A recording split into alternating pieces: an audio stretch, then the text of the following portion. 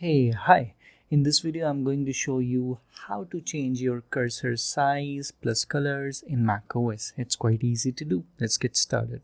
First, open settings in your macOS. So search for system settings, and then inside the system settings, look for the accessibility.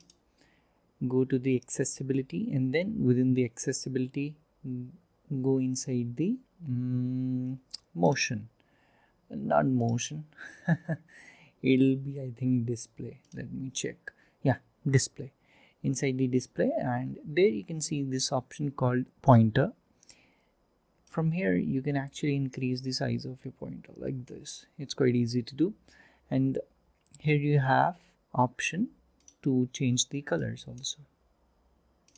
So you can select the outline color, plus if you want to change the fill color, reduce this now, and from here you'll be able to select